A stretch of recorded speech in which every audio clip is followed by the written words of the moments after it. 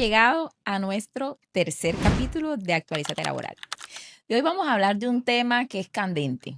Yo creo que uno de los asuntos que modificó la reforma laboral que más está dando de qué hablar e impacta a las empresas en este momento. Porque la reforma laboral le quitó al contrato de aprendizaje su mayor atractivo, que era el bajo costo. ¿Qué te parece este tema para hablar hoy, Alfredo? Bueno, mire, esto es un aspecto que toca revisarlo desde su invento, desde su creación. El Código Sustantivo del Trabajo desde su creación en 1950 tenía la consideración respecto del contrato de aprendizaje como un contrato de trabajo. Y entonces, ¿cuál era el objeto? Que una persona natural prestaba un servicio a una persona, a otra persona jurídica o natural, pero no con el simple objeto de prestar el servicio y ganar una remuneración, sino que para que esa otra persona brindara unas herramientas que contribuyeran a la formación del aprendiz. Pero estaba absolutamente laboralizado. ¿Qué indica eso? Que al aprendiz se le pagaba un salario, se le pagaban unas prestaciones sociales y tenía todas las connotaciones de un contrato de trabajo. Muchos años después, en el año 2002, con la ley 789, se le resta ese carácter de laboralizado del contrato de aprendizaje y se define como una relación especial dentro del contrato, dentro del derecho laboral. Relación especial en la que el aprendiz no prestaba el servicio, sino que iba a un escenario práctico a aprender en el mundo real aquello que había, a poner en práctica aquello que había aprendido en los salones de clases. Y entonces al aprendiz se le pagaba a título de remuneración, ya no un salario, sino un apoyo económico de sostenimiento que además no era equivalente al salario mínimo en todas las oportunidades, sino que era el resultado de aplicar o de determinar por parte del DANE el índice de desempleo del año anterior. Era un asunto más o Ujú. menos complejo.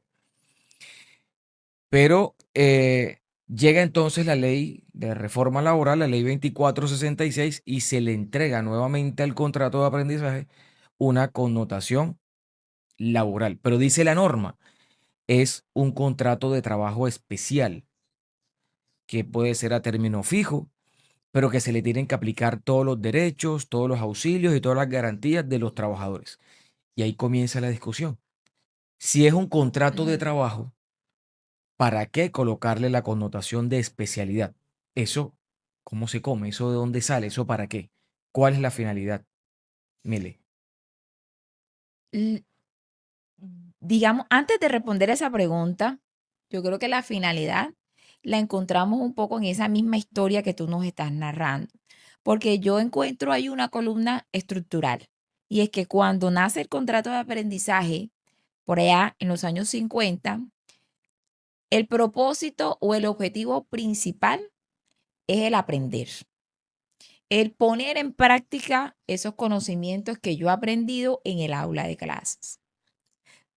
Luego en el 2002, como tú nos contabas, nos dicen, va a seguir, digamos, con el mismo propósito central, pero ya usted no va a ganar un salario ni usted va a ser un trabajador, sino que le voy a dar un apoyo económico para que usted pueda aprender desde la práctica. Y ahora estamos regresando a esa época del año 50, donde a ese aprendiz lo consideramos nuevamente como un trabajador, pero no es un trabajador cualquiera. Hay de allí la connotación especial a la que tú haces referencia, porque el objetivo central de ese contrato no es la prestación del servicio común y cotidiana de un trabajador ordinario que se supone que ya es experto en la materia, en el área, desde el punto de vista profesional o desde el punto de vista técnico, para el que lo contrataste, sino que este trabajador es apenas, digamos, nuevo en esa experiencia y formalizado como un trabajador, él lo que va a hacer es aprender contigo y le estás abriendo un espacio en tu empresa para que eso que él ha aprendido en la teoría venga a tu empresa y lo coloque ya en una fase práctica. Y eso trae, a mi juicio, digamos, una consecuencia transversal en la manera como nosotros tenemos que tratar a ese empleado.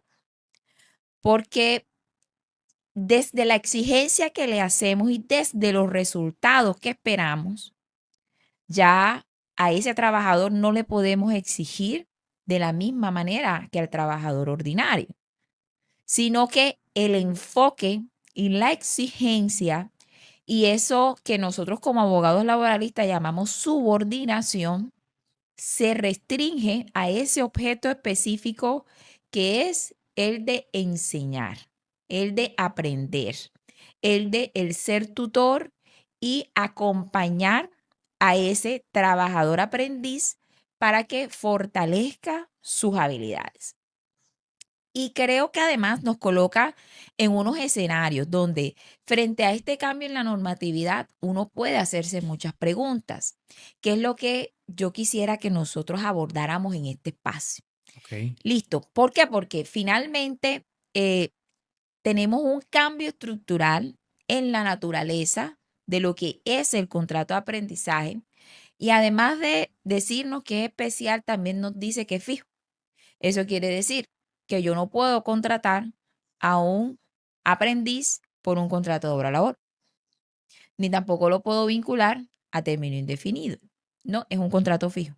Listo. Entonces, la primera pregunta que quizás muchos se están haciendo ahora, ok, si el periodo máximo de duración que nos está diciendo la norma es de 3 años, antes era de 2, ahora lo ampliamos a 3, es de 3 años, ¿cómo sé yo si lo contrato por 3 meses, por 6 meses, por un año, por año y medio, o si me voy de una vez derecho hasta los 3 años en esa relación de aprendizaje?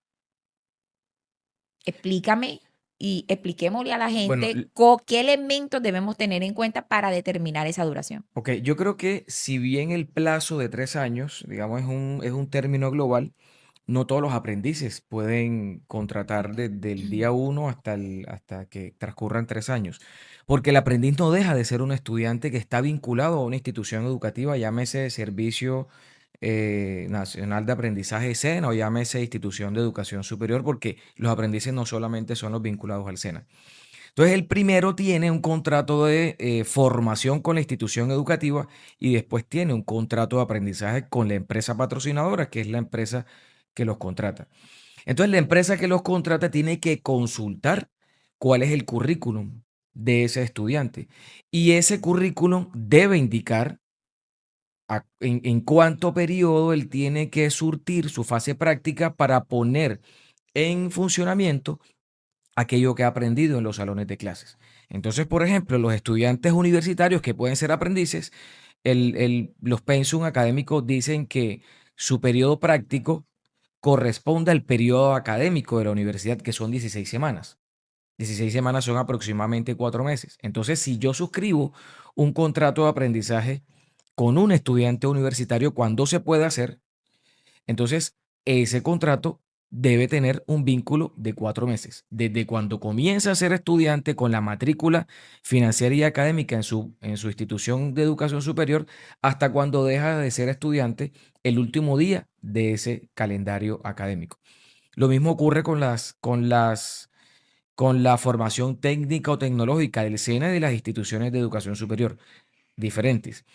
Cada programa de formación indica cuál es el periodo lectivo y cuándo y por cuánto tiempo tienen que salir esos estudiantes técnicos o tecnólogos a surtir su fase práctica. Entonces, la empresa tendrá que ajustar el contrato de aprendizaje a ese contenido curricular.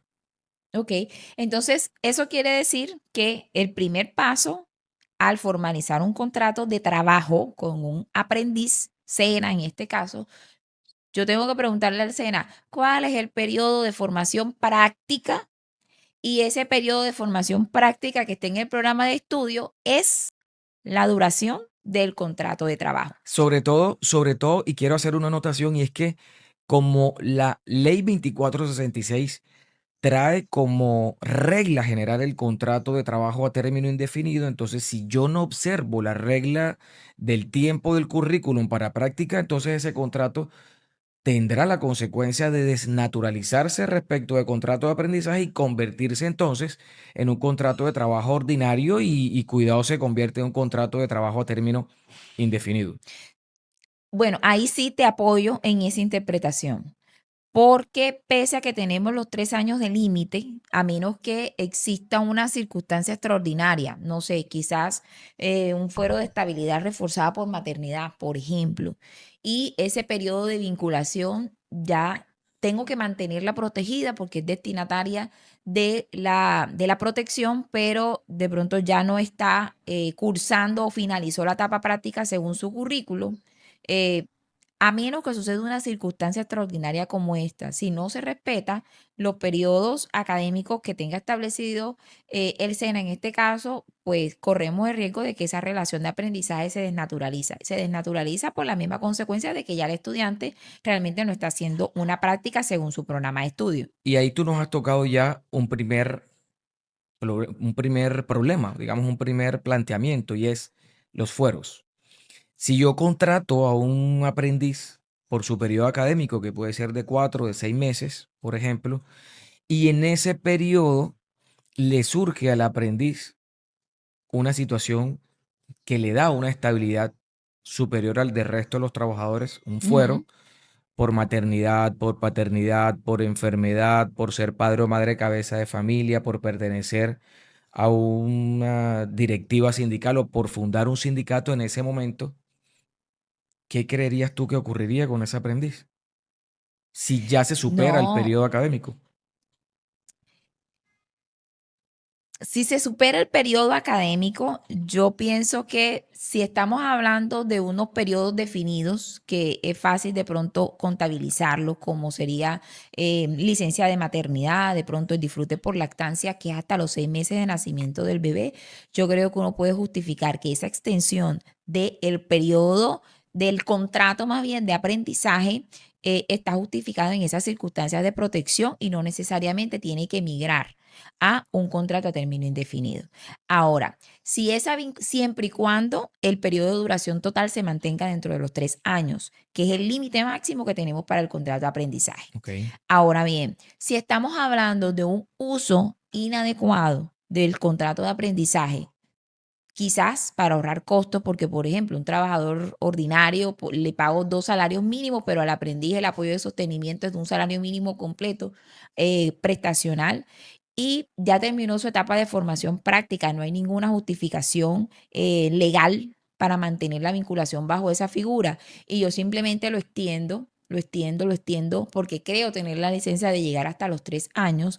Comparto tu posición de que realmente allí estaríamos desnaturalizando la relación de aprendizaje. ¿Por qué? Porque ya en la presencia de ese estudiante en ese escenario de práctica y en la empresa no es el culminar o el realizar su fase práctica, sino que se está comportando como un verdadero trabajador.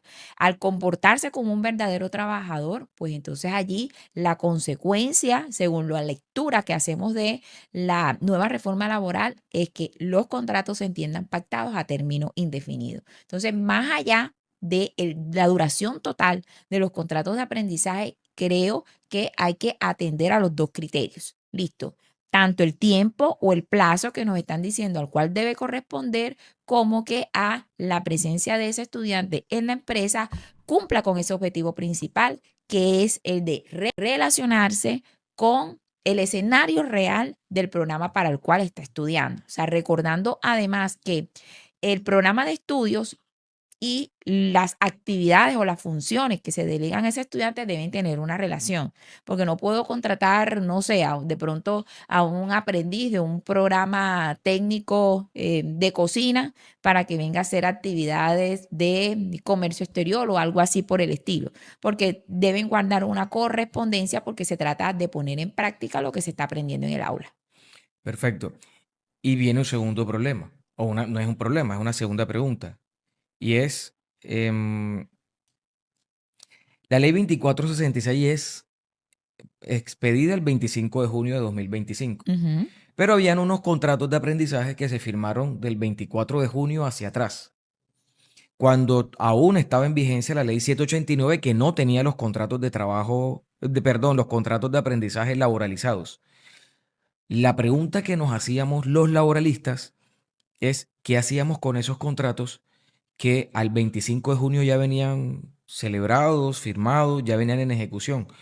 ¿Los laboralizábamos inmediatamente o por el contrario dejábamos que siguieran su curso bajo ley 789, pues sin connotación laboral? El SENA, y era mi posición y yo lo aplaudía cuando el SENA digamos, lo manifestó en algún correo que ujú, circuló. El SENA decía si el contrato de trabajo se había suscrito en vigencia de la ley 789 del año 2002 y estaba vigente y el contrato se estaba ejecutando aún ya en vigencia el 25 de junio, entonces seguía deslaboralizado, pagándole en este año el 75% del salario mínimo al aprendiz y pagándole, si estabas en fase práctica, solamente los aportes a riesgos laborales y los aportes a salud. Pero tenemos una nueva interpretación y tenemos un nuevo cambio. Y eso a partir de un instructivo que sacó el Ministerio del Trabajo hace poco, es discutible en algunos puntos, pero igual tenemos que exponerlo y los exponemos ujú, porque es el Ministerio del SENA quien nos va a auditar en las empresas, ¿no? Entonces es lo siguiente, y es los contratos que estén vigentes, contratos de aprendizaje a 25 de junio, porque se firmaron antes de esa fecha, inmediatamente adquieren el carácter de contrato de trabajo. Quiere decir ujú. eso que desde el 25 de junio ya comienzan a ganar los practicantes en fase, los aprendices en fase práctica, salario mínimo full, al 100%. Ya tienes que afiliarlos a salud como dependientes, ya tienes que afiliarlos a pensiones, ya tienes que afiliarlos a riesgos laborales y ya tienes que afiliarlos a caja de compensación familiar. Y además se nos crea una carga adicional. Y es que estos trabajadores o estos aprendices, guión trabajadores, tendrán los mismos derechos que el resto de los trabajadores, derechos prestacionales, auxilios económicos, etcétera. ¿A qué se refiere la norma cuando dicen que el aprendiz adquiere los mismos beneficios, auxilios y derechos de los trabajadores? Antes de responder esa pregunta, te confieso que desde que salió hasta el 18 de julio que circula, o sea, o sale la circular que estás mencionando, nos han sacado canas verdes.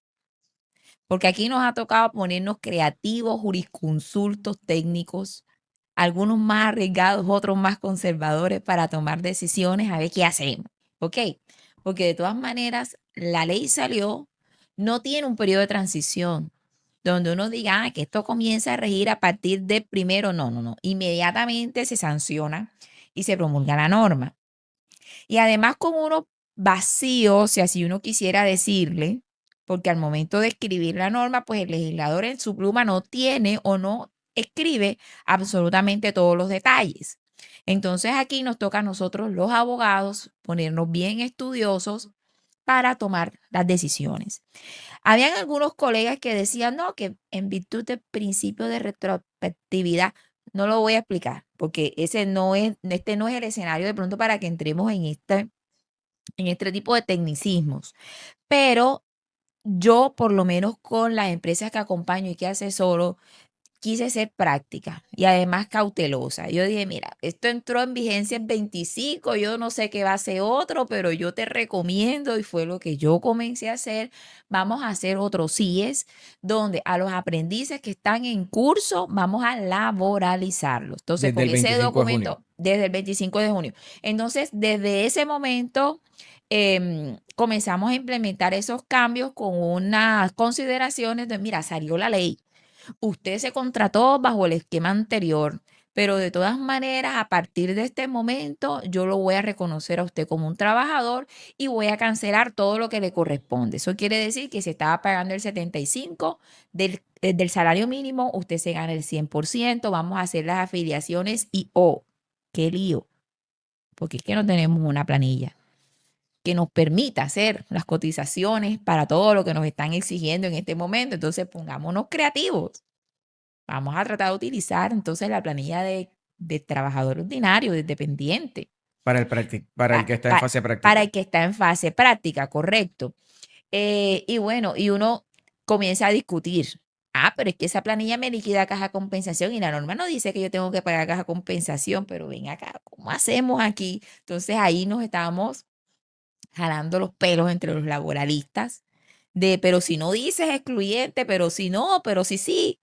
Mira, ¿sabes qué? Yo cautela. Ya, por allá la ley 21 del 82 dice que los trabajadores tienen derecho a afiliarse y a devengar el subsidio familiar. Yo no sé, ahí dice que ellos son trabajadores también, así que Y punto, yo además que la pago la norma, caja de y además que la compensación. norma considera, la norma que has mencionado considera el subsidio familiar como una prestación.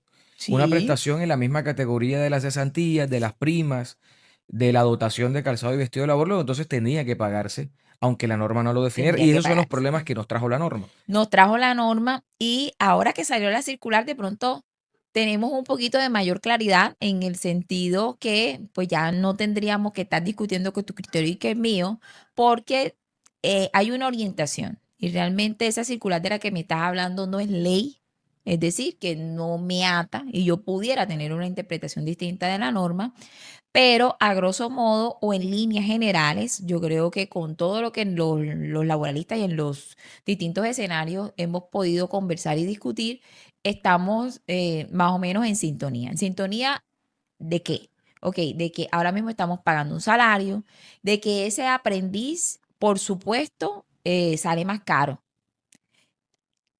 que uno pudiera decir, mira, dañaron la figura del contrato de aprendizaje porque es que realmente saliendo más económico o más barato contratar a un aprendiz, yo prefiero entonces como empresa contratarlo sin ningún inconveniente, sin ningún problema, pero al estar laboralizados y salir más costosos, eso trae unas implicaciones de índole financiero y económico que impulsa tal vez a algunas empresas a tomar algunas acciones que no es que uno las esté recomendando ni nada por el estilo, pero sí he visto algunos que se inclinan de pronto por decir, si tengo 10 trabajadores en este área, entonces voy a terminar el contrato a uno y ese décimo, entonces lo contrato con un aprendiz con la finalidad de equilibrar los costos, equilibrar las cargas. Entonces, allí, y de pronto me estoy yendo un poquito por las ramas con tu pregunta, estoy haciendo referencia un poco a los impactos que se presentan, porque es que no podemos desconocer que si me están aumentando los costos, eso tiene que tener necesariamente una reacción en el mercado laboral, en el mercado de trabajo, en el empresario, sobre todo cuando estamos hablando o haciendo referencia a las medianas empresas, a las pequeñas empresas, al microempresario, que es más sensible a los impactos económicos. Entonces, sí, ya ese trabajador desde el punto de vista económico, desde el punto de vista financiero, usted le tiene que pagar su cesantía, usted le Sí. tiene que pagar su interés de cesantía. Usted le liquida sus vacaciones.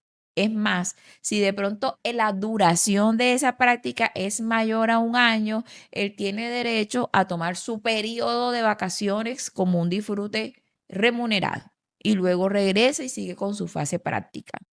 Usted le paga sus primas de servicio, lo afilia a la caja de compensación para que disfrute del subsidio familiar y tiene absolutamente todos los derechos económicos que un trabajador ordinario. Y su salario de entrada, que en realidad se le llama apoyo de sostenimiento, es un salario mínimo. Ahora bien, si tiene todos los componentes prestacionales, yo no sé por qué de una vez no le decimos que es salario, pero la norma prefirió seguirlo llamando Apoyo de sostenimiento. apoyo de sostenimiento. Y ahí te quiero poner sobre la mesa un puntico, digamos, adicional. Y es que en Colombia muchos empleadores no remuneran a sus trabajadores única y exclusivamente con el salario básico, sino que hay distintas fórmulas de remuneración. Por ejemplo, yo puedo pactar el básico más unas comisiones y ahí estaríamos en presencia de un salario variable. O vámonos por otro lado y es que yo a todos mis trabajadores les reconozco unos beneficios que no estoy obligado por ley. Por ejemplo, una póliza de medicina prepagada. Por ejemplo, un auxilio de educación. Por ejemplo, una bonificación que otorgo de manera anual por mera liberalidad, teniendo en cuenta los resultados que alcanzó la empresa por sus ventas generales. Entonces, además de la prima legal, yo decido compartir de manera extralegal y voluntaria una participación con mis trabajadores. Entonces, aquí quiero poner un puntito en la llaga y que analicemos frente a los costos. ¿Esto qué implica entonces frente a los aprendices que tenga vinculados? El costo para el empresario o para las personas que estén obligadas a vincular aprendices se genera de manera inmediata. Hoy un aprendiz con una tasa de desempleo en el año anterior por encima del 10% le costaba a la empresa alrededor, para el 2024, alrededor de 1.100.000 pesos. Es un aproximado, no tengo la suma exacta. Y adicional al 1.100.000, pagábamos un aporte a riesgos laborales que generalmente es muy económico. Si estamos hablando de un aprendiz que está en actividades administrativas, podíamos, digamos, apuntar a un riesgo mínimo que puede costar no más de 10.000 pesos el mes, más el aporte a salud. Entonces, digamos, en todo no se irían más de 1.300.000 pesos mensuales. Pero con un contrato de aprendizaje laboralizado, entonces ya pasamos a un costo del aprendiz de 2.450.000 pesos mensuales. Porque entonces ya tengo que, la base ya no es el 75% del salario mínimo, la base es el 100% del salario mínimo, 1.423.500 mensuales. Además, hay que pagarle o provisionar mensualmente el valor de las cesantías, de las primas, de los intereses de las cesantías. Hay que provisionar el valor de vacaciones, etcétera. Entonces eso nos genera un aumento hasta de 2.453.051 para el año Pero eso 2025. es lo legal. Eso es lo legal. Eso es lo legal. Pero Ahora más también, allá de lo legal, más allá de lo legal, hay un componente. Y quiero que hablemos y quiero conocer tu opinión sobre los extralegales que reconocen muchas empresas. Entonces, yo tengo 20, 30 empleados en mi empresa. Como beneficio, porque yo soy un buen empleador, les reconozco, les pago y asumo el costo de las pólizas de medicina prepagada. Y tengo una cuota regulada de 2 aprendices, 1 voluntario, 3 aprendices. Entonces, con esos beneficios extralegales, se genera entonces también un debate de igualdad entre trabajadores. ¿Por qué a los trabajadores ordinarios se les pagan beneficios extralegales y por qué a los trabajadores guión aprendices no se les pagaría? Entonces, mi opinión es, se les paga a todos por igual. Lo segundo es que al tener la condición de trabajadores, los aprendices tienen también libertad de asociación, de negociación y de huelga. Eso quiere decir que tendrán prestaciones legales, las extralegales que la empresa quiera otorgar por mera liberalidad, incluso en aquellas empresas que tengan beneficios sindicales, esas se le van a sumar a los aprendices. entonces eso trae como conclusión que el salario mínimo que tengo que pagar en forma obligatoria es apenas el inicio. Es la entrada, Es la entrada es la entrada y de los tenemos que derechos sacar cuentas. económicos, exacto, de los derechos económicos que en nuestro país debe percibir un aprendiz. Pero de ahí en adelante, ellos pueden reclamar y tienen derecho a otros beneficios económicos que se reconozcan a los trabajadores en una empresa. Entonces, repito, los beneficios extralegales. ¿Por qué? Porque si a todo el mundo le dan gratuitamente la póliza para el auxilio funerario, entonces a mí, ¿por qué me la vas a negar? Por el hecho de ser aprendiz, no, yo también soy trabajador. Si das, digamos, un bono o una prima extralegal en forma semestral o en forma anual a todos los trabajadores, por la sola condición de ser aprendiz no sería un fundamento suficiente para sustraerlos a ellos de ese beneficio. Entonces, ese aprendiz en un costo final para la empresa realmente va incrementando y obliga necesariamente a que cada empresa en forma individual, teniendo en cuenta lo que es su entorno, el esquema de remuneración y de compensación que tenga para sus empleados, tenga que calcular exactamente el aprendiz por cuánto me sale. Porque ese 2.400.000 que tú mencionabas es solamente el costo de entrada, el costo base mínimo legal, pero de ahí en adelante se pueden dar muchas cosas. Y fíjate que tú mencionabas un tema que me parece a mí supremamente importante y es el de la asociación sindical. De pronto no en lo inmediato, pero no sé cuánto tiempo pasará para que nosotros acá en Colombia empecemos a ver sindicatos conformados por trabajadores aprendices.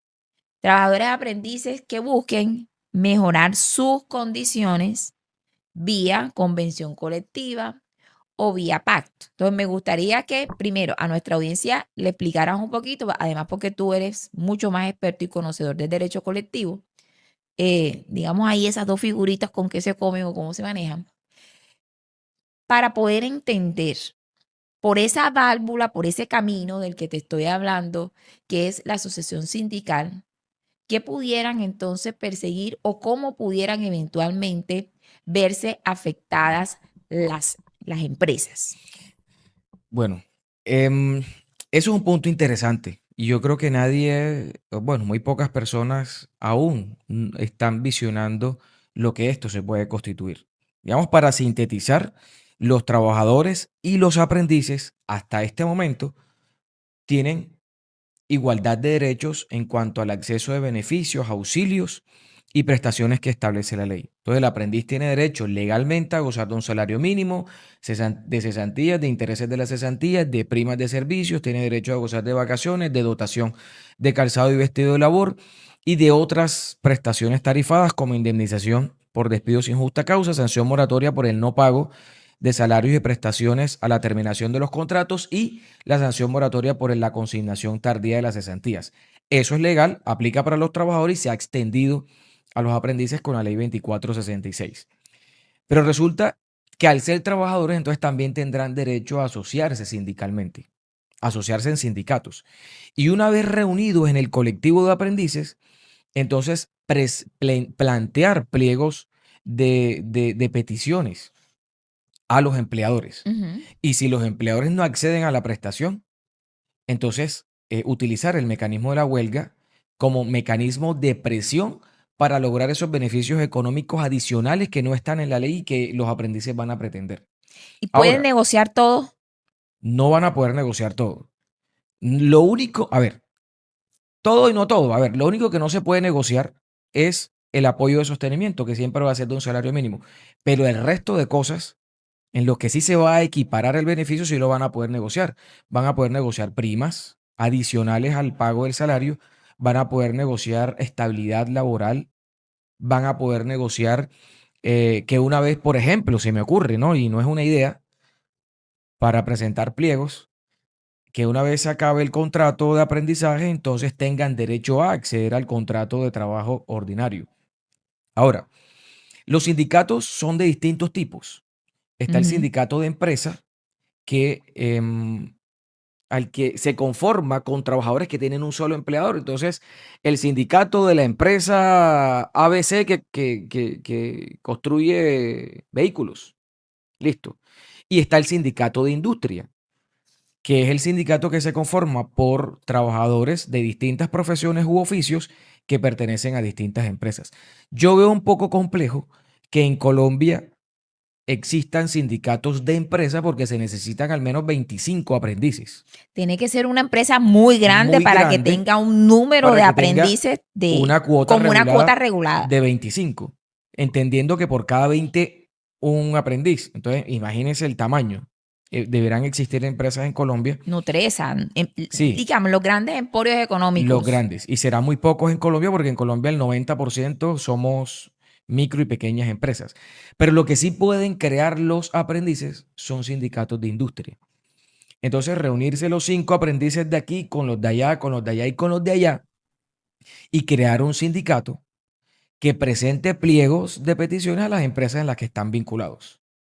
Ahora, si de pronto esa articulación de la que tú hablas, que serían aprendices de distintas empresas y empresas que hacen parte de un mismo sector económico, sector afín. Ok, entonces, por ejemplo, los aprendices que desarrollan su práctica en las empresas metalúrgicas o los aprendices que desarrollan su práctica en las empresas logísticas, por ejemplo. Entonces, se unen alrededor para mejorar sus derechos.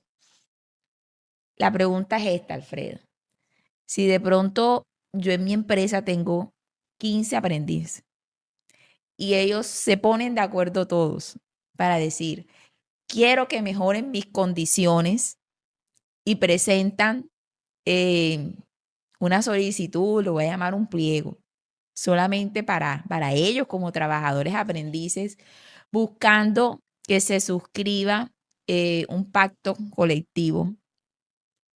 Eso tú lo ves posible. Yo lo veo absolutamente posible. Ya no lo presentarán como una organización sindical porque no están conformados con 25, bajo el ejemplo de 15. No podrán suscribir una convención colectiva, pero sí podrán suscribir un pliego, perdón, un pacto colectivo que se suscribe con trabajadores que no están organizados como sindicato. Y eso, o sea, ese ejemplo, eso genera un precedente fuerte para entonces crear los sindicatos de industria. Ahora, entendamos que el SENA, que es donde viene el mayor número de aprendices en Colombia, es una entidad pública que tiene organizaciones estudiantiles que pueden migrar a convertirse en organizaciones sindicales. Ujú. Además, ellos ejercieron mecanismos de presión para que la laboralización de los contratos de aprendizaje se convirtiera en ley en el Congreso de la República. Luego, entonces, ahí hay una semilla para la formación de sindicatos de industria en Colombia y entonces el mayor costo o al menos la discusión de convenciones colectivas, de pactos colectivos y de beneficios extralegales superiores a los que hoy conocemos para los trabajadores y aprendices. Uy, eso quiere decir que el camino yo creo que realmente no es tan lejano ni tan descabellado como yo pensé que me lo estaba imaginando. A lo mejor puede estar cerca, pero yo creo que estamos de pronto con esta conversación asustando a más de uno porque no nos digamos mentira. Realmente en nuestro país los sindicatos no, digamos, no es que no somos un país, digamos, de sindicatos donde la asociación sindical sea fuerte. Y cuando hablamos sobre todo de la posibilidad de que se generen este tipo de espacios en las empresas privadas, más de uno se asusta. Claro. Más de uno se asusta. Entonces, quiero rodar la conversación un poquito e irme para otra orilla.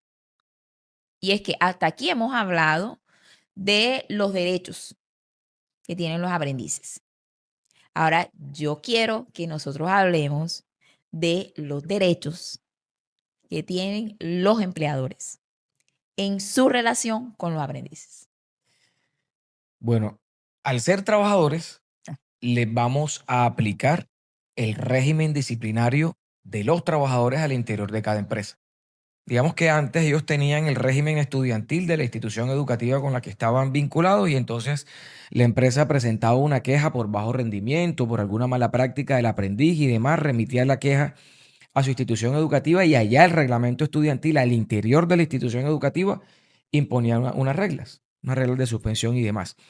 Pero hoy como son trabajadores, el empleador puede ejecutar acciones de subordinación sobre su trabajador guión aprendiz. ¿Y eso qué es? Imponerle las reglas en cuanto a modo, tiempo y lugar en la que se presta el servicio.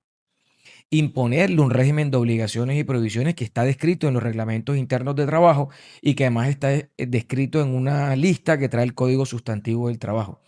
¿Eso qué quiere decir? Que hoy al aprendiz que no haga caso, que no se ajusta a las políticas de la empresa, puede iniciarle un proceso disciplinario que además está reglamentado en la ley, pues con todas las reglas del debido proceso, del derecho de contradicción y defensa, con los plazos que otorga la ley para que no se ha vulnerado ningún derecho.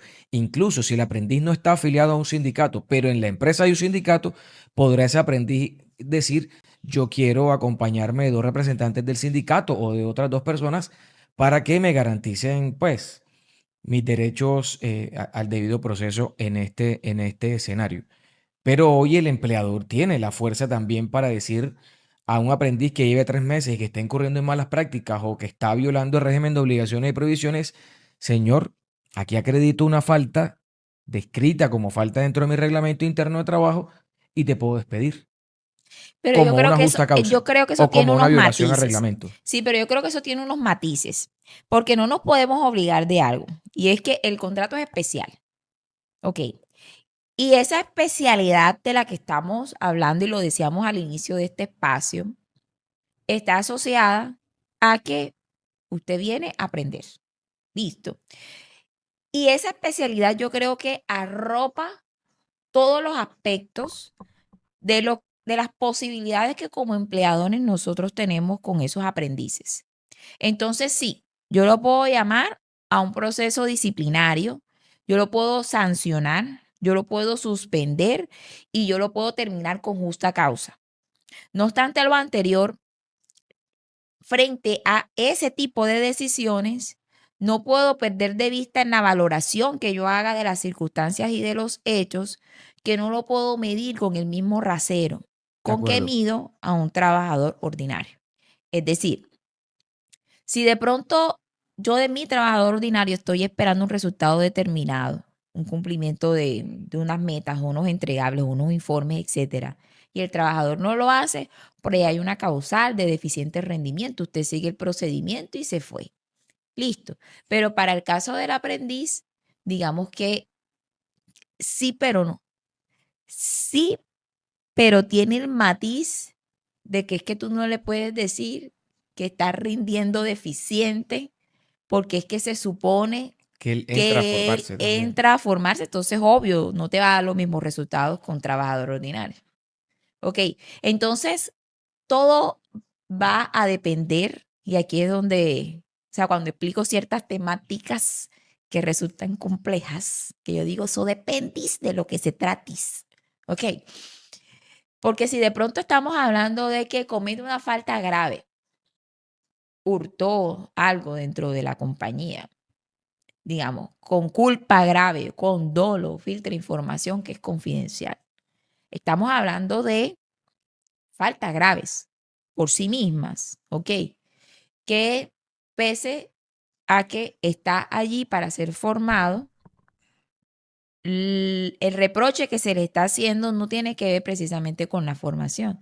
Allí será más fácil. Pero yo sí creo que ese poder de corregirlo, disciplinarlo, sancionarlo, también está matizado por la naturaleza especial de esa relación de aprendizaje. Y eso entonces nos va a obligar a las empresas y a los abogados laboralistas de empresas a establecer unas reglas de medición distintas al aprendiz respecto a los trabajadores. Porque un trabajador que lleva 5 años ejecutando una actividad que es medible, yo lo puedo sancionar con mayor rigidez en comparación con el aprendiz que lleva 3 meses trabajando y que precisamente está en un periodo, pues, de puesta en práctica de lo que ha aprendido en clases que no es igual. Entonces nos obligan es a crear reglas de medición absolutamente distintas para estas 2 poblaciones de trabajadores. Estoy Ok, absolutamente de acuerdo. entonces, digamos aquí lo voy a presentar o yo lo interpreto como noticias positivas para los empleadores. Antes no se podía y ahora sí se puede. Listo. A ver, y me vas corrigiendo. Ahora sí podemos despedir a los aprendices sin justa causa.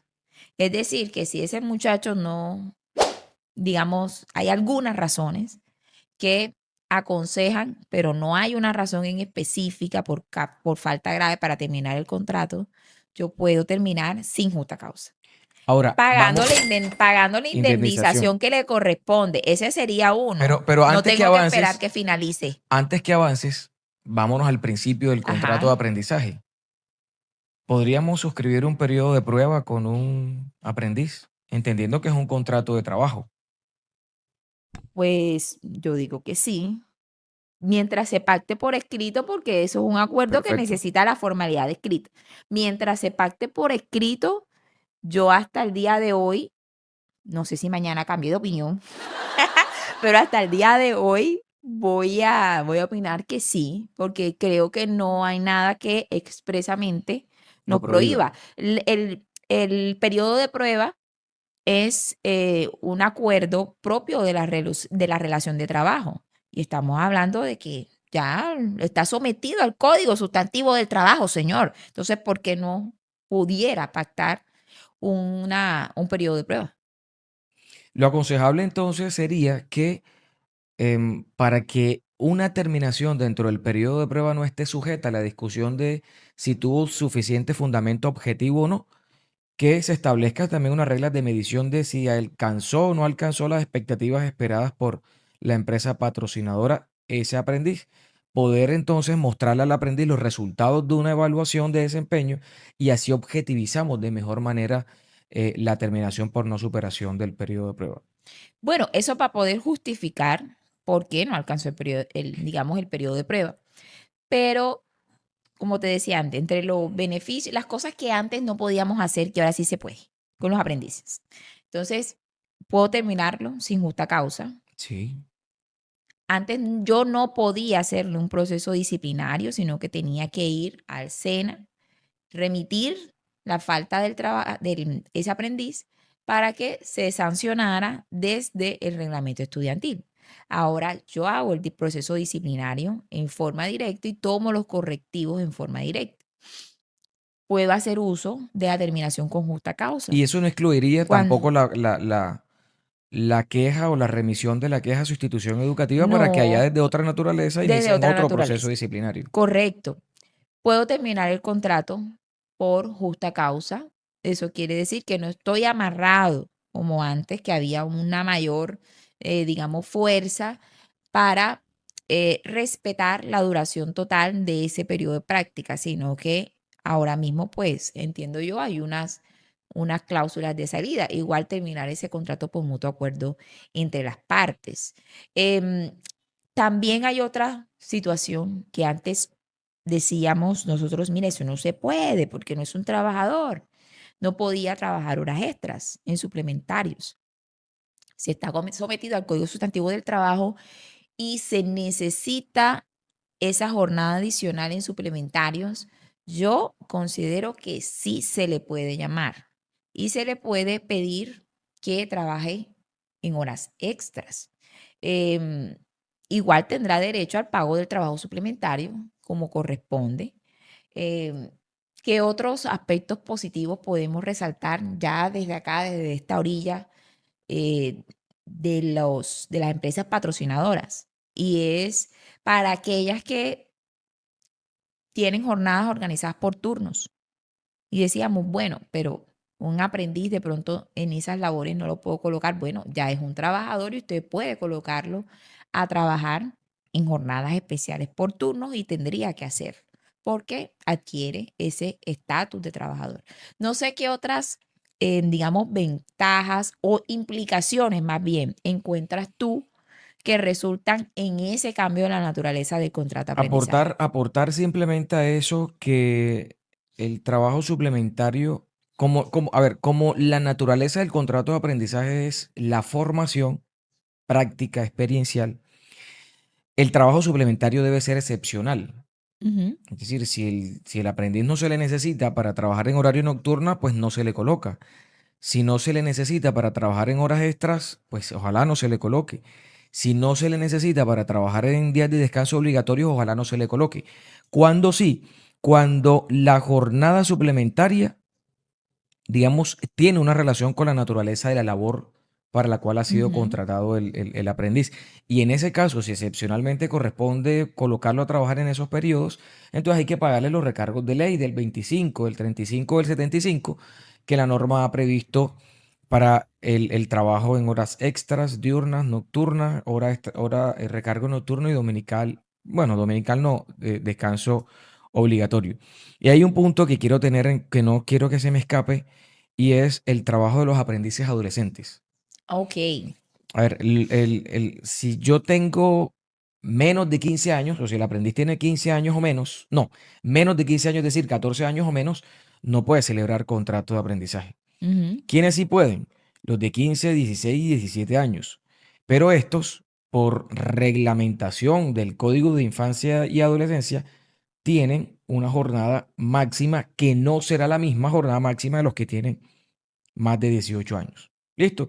Eso se puede hacer, se puede vincular aprendices entre esos rangos de edades de 15 a 17. No se les puede colocar a trabajar en horario nocturno, en días de Y descanso en actividades que están prohibidas para los y en menores. actividades que estén Ok. prohibidas para los menores. Y no se podrá celebrar el contrato de aprendizaje con ellos si previamente no contamos con una autorización del Ministerio del Trabajo, que hoy realmente es muy fácil, es entrar en la página del ministerio, ir a la ventanilla de trámites y solicitudes y señalar la solicitud para trabajo de aprendices menores de edad. Ok, ese era un puntico que te confieso de pronto no lo tenía en el mapa, porque frente a la norma anterior, y corrígeme si me estoy equivocando, cuando no eran considerados trabajadores, pues no había necesidad de ir a solicitar un permiso para menores de edad. Así es. Ahora mismo, como son trabajadores, entonces también, si lo contrato y es menor de 18 años, eh, aplica entonces ese permiso para menores de edad porque cambió su naturaleza y es trabajador. Así es. Pero pasemos a otro punto que no se nos puede escapar, Ujú. Milena, y es los aportes a la seguridad social. Ok, bueno, yo ¿Cómo? ahí veo algo, varias cosas. Uno, eh, señores, no hay planilla. En este momento no se ha organizado la planilla para pagar los aportes de los aprendices en fase práctica, así que hay que utilizar la planilla trabajador ordinario. La uno, la dependiente. Dos, em, aplica los descuentos que se le hacen a todo trabajador ordinario. O sea, un trabajador en Colombia asume su 4% por salud, su 4% por pensión. Ok, entonces en esa medida, a ese trabajador aprendiz yo también le descuento el 8% mensual del apoyo de sostenimiento, porque él asume la carga que le corresponde frente a los aportes a la seguridad social y riesgos laborales sí los seguimos pagando como empleadores al 100%. Em, pero Eso es hay una, en fase eso práctica. en la fase Ok. práctica, pero hay un tema que creo que vale la pena discutir que está en la fase electiva. Por lo menos yo no le encuentro el Lógica. sentido, no le encuentro la lógica desde el punto de lo que pretendemos trasladar en riesgos a la administradora de riesgos laborales. Y es que ahora se establece como obligatorio que el aprendiz en fase electiva, es decir, ese que está en el aula de clase todavía, uno tiene que afiliar y pagar los riesgos laborales. Entonces, no hay una exposición a riesgos ocupacionales. Ese muchacho no está yendo a la empresa, ese muchacho está ya en su salón de clase. Y si está en el salón de clase, ¿qué sentido tiene entonces generar una cobertura adicional y pagar unos riesgos? La verdad, todavía creo que me hace falta seguir reflexionando en qué era lo que estaba proponiendo el legislador y la razón por la cual quedó dispuesta a la exigencia de ese modo. Lo cierto es que hoy nos están imponiendo la afiliación a riesgos. Yo no sé si tú le encuentras No, algún sentido yo a estoy eso. absolutamente de acuerdo contigo. El riesgo laboral o la cotización a riesgo laboral se paga para que una administradora de riesgos laborales cubra las prestaciones asistenciales y económicas de un trabajador que está expuesto a un riesgo ocupacional, a un riesgo laboral. El aprendiz que solo está al 100% en etapa lectiva, es decir, en su salón de clase, no está sometido a un riesgo ocupacional o entonces no tendría sentido el pago de una cotización a riesgos laborales. Pero ahí está y corresponde pagarlo. Y corresponde pagarlo, bueno, en riesgos laborales el 100% siempre lo paga el empleador, pero en salud también tiene que pagarlo el empleador al 100%. Entonces, para cerrar ese punto, em, si el aprendiz está en etapa práctica, como no tenemos planilla porque el Ministerio de Salud tiene 6 meses para reglamentarlo y hoy no lo ha reglamentado aún, entonces las empresas van, seleccionan la planilla del empleado y le pagan los aportes a salud, a pensión, a riesgos laborales, a cajas de compensación. Pero además, si estás exento o exonerado de aportes a salud, SENA e ICBF, tendrás que marcar la planilla de exoneración y eso está previsto en una norma del Estatuto Tributario y eso es de manejo de los contadores. En el caso de los aprendices en fase práctica, entonces, en fase lectiva, perdón, entonces ya tendrán en la pila que seleccionar la planilla que antes le correspondía a los aprendices en fase práctica, para que pueda surgir la posibilidad de pago de salud y riesgos laborales. Ok, y bueno, yo creo que en este espacio hemos hablado en buena parte de el impacto, las implicaciones que trae este cambio frente al contrato de aprendizaje. Seguramente, pues, habrá muchas otras preguntas que se están haciendo las personas, pero yo no me quiero ir sin que hagamos una diferenciación clara. Y es que ese artículo 21 también se refiere a los practicantes universitarios. Entonces, es importante que quienes contratan puedan diferenciar que una cosa es el aprendiz y sobre todo el aprendiz SENA, porque existe una cuota regulada. Usted informa cuántos trabajadores tienen y a usted le dice, bueno, a usted si tiene uno, si tiene, perdón, si tiene entre 15 y 20, le toca uno.